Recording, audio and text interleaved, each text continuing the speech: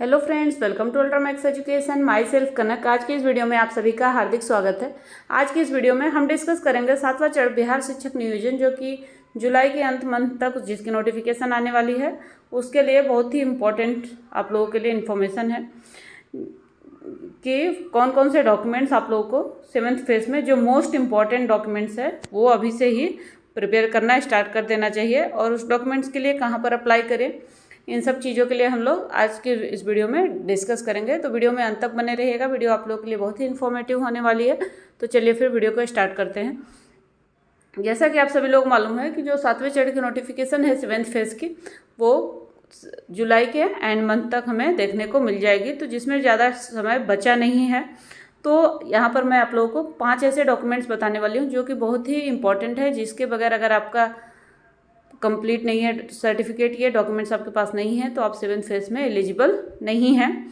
तो सबसे पहले आप लोगों को जैसा कि मालूम है कि जो पिछली 6वें चरण की भर्ती हुई थी, उसमें से आपका डोमिसाइल जो नीति है वो लागू हो गई है। तो अगर आपको बिहार राज्य में जॉब करना है तो आपके पास डोमिसाइल सर्टिफिकेट अर्थात वहाँ का अस्थायी निवास प्रमाण पत्र होना चाहिए, तभी आप वहाँ पर जॉब के लिए अप्लाई कर सकते हैं, तभी आप बिहार में शिक्षक बन सकते हैं। तो अगर आपके पास डोमिसाइल नहीं है तो आप अभी से ही डोमिसाइल के लिए अप्लाई कर दीजिए। और इसके लिए आप जो भी डॉक्यूमेंट्स है ऑनलाइन भी आवेदन कर सकते हैं, उसके थ्रू आप अपना ईजिली अपने डॉक्यूमेंट्स बनवा सकते हैं। बट इन सब डॉक्यूमेंट्स में क्या है, टाइम लगता है, तो आप अभी से ही प्रोसीजर स्टार्ट कर दीजिए। अभी भी 1 मंथ है आपके पास, तो 1 मंथ में आपको ये सब चीज़ें आपको बन के मिल जाएंगी।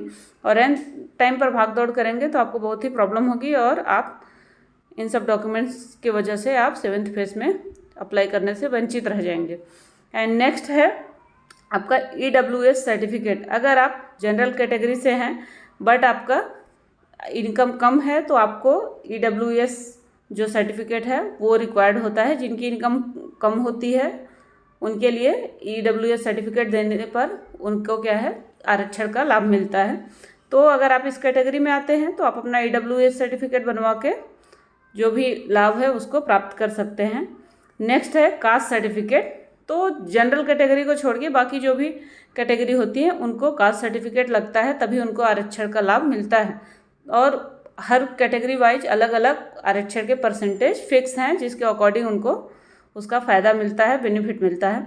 तो अगर आपको कास्ट सर्टिफिकेट बनवा लेते हैं तो आपको आरक्षण का लाभ तभी प्राप्त होगा। अगर आप किन्हीं कारणों से चूक जाते हैं, आपके पास कास्ट सर्टिफिकेट नहीं है, तो आपको जनरल कैटेगरी में काउंट किया जाता है और आपको जो अदर कैटेगरी के बेनिफिट है वो नहीं मिलते हैं। तो ये भी सर्टिफिकेट बहुत ही मोस्ट इम्पॉर्टेंट है। एंड नेक्स्ट देखेंगे हम हैंडीकैप्ड सर्टिफिकेट। अगर आप हैंडीकैप्ड हैं, विकलांग कैटेगरी से बिलोंग करते हैं, तो आपके पास हैंडीकैप्ड सर्टिफिकेट होना चाहिए, तभी मान्य होता है। आपके बोलने से या दिखाने से ये मान्य नहीं होता है। तो अगर आप इस कैटेगरी में आते हैं तो आप अपने हैंडीकैप्ड सर्टिफिकेट के लिए अभी से अप्लाई कर दीजिए।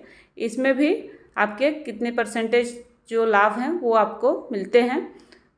तो हैंडीकैप्ड कैटेगरी से अगर आप बिलोंग करते हैं तो ये सर्टिफिकेट आपको बहुत ही हेल्प करेगा जॉब लेने में। एंड नेक्स्ट है फ्रीडम फाइटर सर्टिफिकेट, अर्थात स्वतंत्रता सेनानी जो है, अगर आप उनके फैमिली से बिलोंग करते हैं तो आपके पास स्वतंत्रता सेनानी का अगर आपके पास सर्टिफिकेट है तो आपको इस कैटेगरी में आने वाले जो भी फ़ायदे हैं वो आपको मिलेंगे। बट इसके लिए आपको सर्टिफिकेट होना चाहिए। इसके लिए आप आवेदन करके अभी से ये सर्टिफिकेट के लिए आवेदन कर दीजिए और बनवा लीजिए जल्द से जल्द। तो ये जो 5 सर्टिफिकेट थे ये बहुत ही मोस्ट इम्पॉर्टेंट है। इसके अलावा जो जो सर्टिफिकेट लगते हैं मैंने उसके ऊपर एक प्रॉपर वीडियो बनाई है, अपने चैनल पर अपलोड किया है, तो उसको अगर आपने अभी तक नहीं देखा है तो उसको भी प्लीज़ चेक करना ना भूलें। एंड यहाँ पर मैं एकेडमिक को छोड़ के मोस्ट इम्पॉर्टेंट जो डॉक्यूमेंट्स हैं उनके ही बात कर रही हूँ, क्योंकि पिछली वीडियो में मैंने सारे ही सर्टिफिकेट को, सारे ही डॉक्यूमेंट जो जो लगते हैं 7th फेज में लगेंगे उनको कवर किया है, तो आप उसको भी चेक कर सकते हैं। एंड इसके साथ ही साथ CTET का जो सर्टिफिकेट है वो डिजी-लॉकर पर आ गया है, तो अगर आपने अभी तक डाउनलोड नहीं किया है तो ये भी एक मोस्ट इम्पॉर्टेंट डॉक्यूमेंट्स है। क्योंकि अगर आपको 7th फेज में जॉब पाना है तो आपके पास BTET या CTET में से एक सर्टिफिकेट आपके पास होना चाहिए। और इसके लिए जो आपका मार्क्स है वो आपको जनरल कैटेगरी में 90 मार्क्स और जनरल कैटेगरी फीमेल के लिए आपको 82 मार्क्स लगते हैं। एंड OBC कैटेगरी में आपका 82 marks and SC ST category में आपके 75 मार्क्स आते हैं। बट जो डिजी लॉकर पर है वो सिर्फ 90 मार्क्स वालों के ही सर्टिफिकेट वहाँ पर अपलोड होते हैं एंड 82 मार्क्स आपके ओबीसी कैटेगरी के। बट जो जनरल फीमेल हैं उनके भी अगर 90 मार्क्स से कम हैं तो वहाँ पर अपलोड नहीं होते हैं। बट बिहार में क्या है, आपके 82 मार्क्स हैं अगर फीमेल के लिए तो भी आप एलिजिबल हैं। तो इन सब के सर्टिफिकेट के लिए काफ़ी सारे एक्चुअली कमेंट्स आ रहे थे कि हम लोग के सर्टिफिकेट डिजी लॉकर पे नहीं आते हैं, तो हम लोग कैसे अप्लाई करें। तो आप लोगों के जो मार्कशीट आए हुए हैं सीटेट की वेबसाइट पर, आप उसी को आप सबमिट कर सकते हैं, वही आपका एलिजिबल होगा, वही आपका वैलिड होगा। तो इसमें कोई भी घबराने की बात नहीं है, आपका जो भी मार्कशीट है उसको आप अपलोड कर दीजिए। बट जिनके पास हैं, जिनके 90 के ऊपर मार्क्स हैं, उनके डिजी लॉकर में सर्टिफिकेट अपलोड हो चुके हैं, और 1-2 मार्क्स से जिनके रह गए थे सीटेट के, उनके भी मार्क्स इंक्रीज हुए हैं। तो अगर आपने अभी तक चेक नहीं किया है तो प्लीज़ डिजी लॉकर पे जाके आप अपना चेक करिए, हो सकता है आपके भी मार्क्स में 1-2 नंबर में बढ़ोतरी हुई हो, तो आपके भी सर्टिफिकेट वहाँ पर करेक्ट होके अपलोड हो गए हैं। तो ये भी एक मोस्ट इम्पॉर्टेंट ही डॉक्यूमेंट्स है।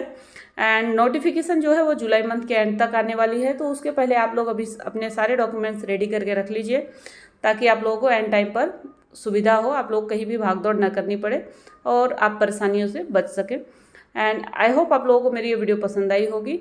एंड इस वीडियो के माध्यम से अगर आपको थोड़ी सी भी इन्फॉर्मेशन मिली हो या आपके लिए थोड़ी सी भी हेल्पफुल रही हो तो प्लीज़ मेरे चैनल को एक लाइक, शेयर एंड सब्सक्राइब जरूर करें। एंड अगर आपको थोड़ी सी भी बेनिफिट हुआ हो इस वीडियो के माध्यम से तो प्लीज़ सब्सक्राइब करना ना भूलें। तो चलिए फिर मिलते हैं नेक्स्ट वीडियो में। Thank you for watching this video.